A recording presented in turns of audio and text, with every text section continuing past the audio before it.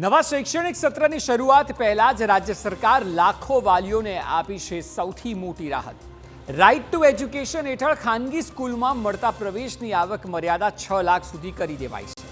એટલે 50,000 મહિને જેનો પગાર હોય તેના બાળકો હવે આરટીઈ હેઠળ સ્કૂલમાં પ્રવેશ મેળવી શકે છે।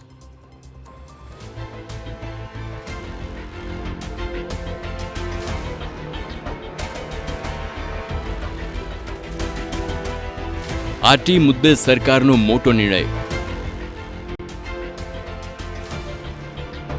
હવે આવક મર્યાદા કરાઈ 6 લાખ રૂપિયા।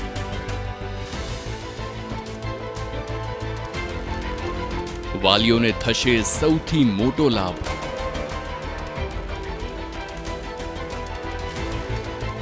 આરટી એટલે રાઇટ ટુ એજ્યુકેશન એક્ટ હેઠળ થતા એડમિશનને લઈ ગુજરાત સરકારે મહત્વનો નિર્ણય લીધો છે।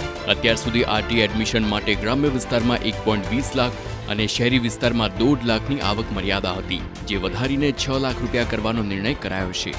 એટલે કે હવે 6 લાખ રૂપિયા સુધીની આવક ધરાવનાર વાલીઓ પોતાના સંતાનની અરજી કરી શકશે।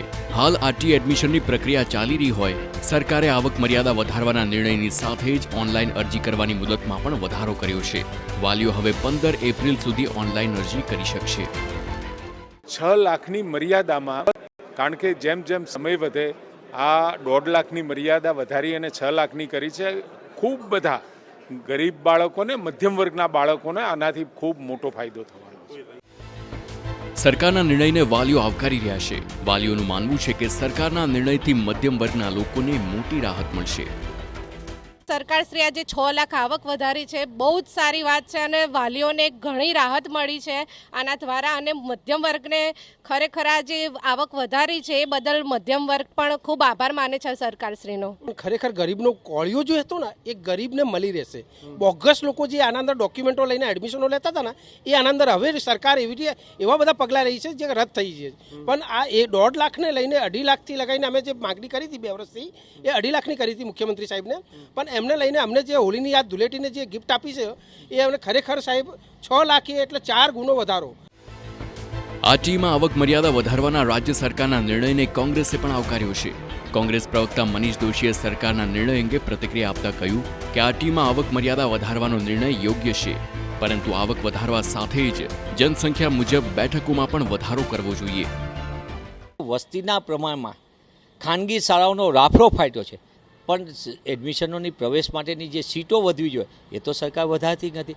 સૌથી મોટી સરકારે આવકના માપદંડ વધાર્યા છે, તો સરકારે બેઠકોની સંખ્યા પણ વધારવી જોઈએ અને વધુમાં વધુ લોકોને, વધુમાં વધુ વાલીઓને, એના બાળકોને શિક્ષણનો અધિકાર મળે અને શિક્ષણના અધિકારથી ગુજરાતની પ્રગતિ થાય એ દિશામાં સરકારે કરવું જોઈએ। ગુજરાતમાં રાઇટ ટુ એજ્યુકેશન એક્ટ હેઠળ અલગ અલગ જિલ્લાઓમાં આવેલી ખાનગી શાળાઓમાં કુલ 93,000થી વધુ વિદ્યાર્થીઓને પ્રવેશ અપાશે। અમદાવાદ શહેરમાં 14,778 અને જિલ્લામાં 2,262 બેઠક પર પ્રવેશ આપવામાં આવશે। સુરત શહેરમાં 994 શાળાઓમાં 15,229 બેઠકો અને ગ્રામ્ય વિસ્તારોમાં 388 શાળાઓમાં 3,913 બેઠક ઉપલબ્ધ રહેશે। તો ગત વર્ષે સુરત શહેરમાં 12,000 અને ગ્રામ્ય વિસ્તારમાં 4,000થી વધુ બેઠકો હતી। વડોદરામાં આરટી હેઠળ કુલ 333 શાળાઓમાં 4,800 બેઠક પર પ્રવેશ આપવામાં આવશે।